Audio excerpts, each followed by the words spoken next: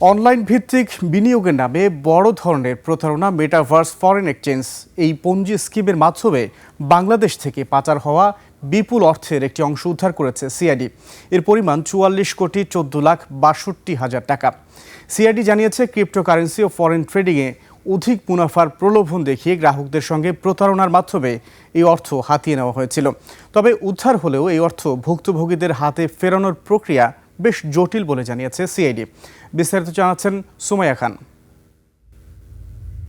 Online platform metaverse foreign exchange বা MTFE, যা আসলে একটি সুপরিকল্পিত পঞ্জি স্কিম। সহজে ঘরে বসে আয় করার স্বপ্ন দেখিয়ে হাজারো মানুষকে এই ফাঁদে ফেলা হয়। ক্রিপ্টোকারেন্সি ও ফরেন এক্সচেঞ্জ ট্রেডিংয়ে উচ্চ মুনাফার প্রলোভন দেখিয়ে বিনিয়োগকারীদের আস্থা অর্জন করে এমটিএফই চক্র। ২০২২ সালের মাঝামাঝি সময়ে সামাজিক যোগাযোগ মাধ্যমে ব্যাপক প্রচারণা চালিয়ে সাধারণ মানুষকে বিনিয়োগে উদ্বুদ্ধ করা হয়। তবে ২০২৩ সালের মাঝামাঝি সময় হঠাৎ করে বন্ধ হয়ে যায় প্ল্যাটফর্মটির কার্যক্রম। ব্যবহারকারীদের অ্যাকাউন্টে থাকা ভার্চুয়াল অর্থ ছিল সম্পূর্ণ কাল্পনিক।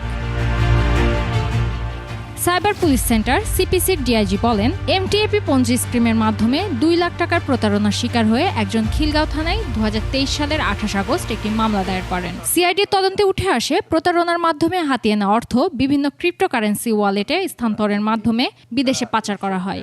এরই একটি অংশ প্রায় ৩.৬ মিলিয়ন মার্কিন ডলার সমমূল্যের ক্রিপ্টোকারেন্সি আন্তর্জাতিক এক্সচেঞ্জ OKX-এ শনাক্ত করা হয়। এ পর্যন্ত এমটিএফই প্রতারণায় উক্ত ওয়ালেট হতে প্রায় ১৩০ মিলিয়ন ক্রিপ্টো লেনদেন করা হয়েছে।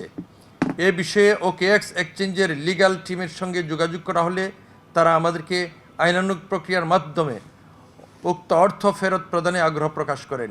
এরই ধারাবাহিকতায় বিজ্ঞ আদালতের শরণাপন্ন হলে বিজ্ঞ আদালত উক্ত মামলায় পাচারকৃত অর্থ ফেরত আনতে রাষ্ট্রায়ত্ত সোনালী ব্যাংকের সহযোগিতা নিতে বলেন। ব্লকচেইন বিশ্লেষণ এবং আন্তর্জাতিক সহযোগিতার মাধ্যমে অর্থটি উদ্ধার করে দেশে ফিরিয়ে আনে সিআইডি। আদালতের নির্দেশনায় সোনালী ব্যাংকের সরকারি হিসেবে জমা হয়েছে ৩৬ লাখের বেশি মার্কিন ডলার, যা বাংলাদেশি মুদ্রায় ৪৪ কোটি টাকারও বেশি। আমাদের সিপিসির এই প্রথম সিআইডির একটা বড় অঙ্কের টাকা আনার এটা উদাহরণ। এরকম অভিযোগ আমাদের কাছে আসলে লিগ্যাল মাধ্যমে কনসার্ন থানায়, যেটা আমাদের প্রেডিকেট অফেন্স, যেটা আমাদের শিডিউলভুক্ত, আমরা এই পদ্ধতিতে আগাবো।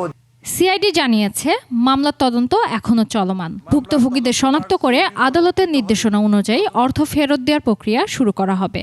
পাশাপাশি পাচার হওয়া বাকি অর্থ উদ্ধারের কাজও অব্যাহত রয়েছে। ইভেলির মতো, পে টু এর মতো, আপনার ডেস্টিনির মতো। সুমাইয়া খান, ২১ টেলিভিশন, ঢাকা।